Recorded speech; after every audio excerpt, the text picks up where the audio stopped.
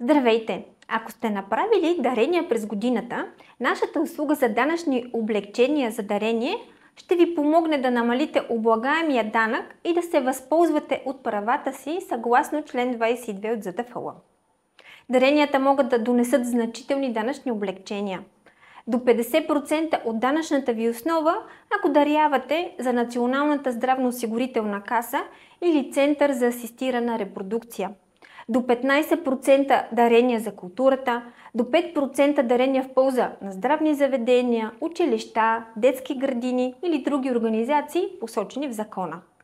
Ако сте направили дарения в повече от една категория, общия размер на облекчението не може да надвишава 65% от годишната ви данъчна основа.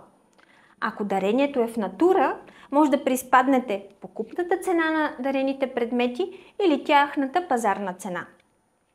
След като закупите услугата, ще получите имейл с подробни инструкции, какви документи са нужни и как да ги набавите. Ние ще ви дадем ясни насоки как да получите информация от Националната агенция по приходите.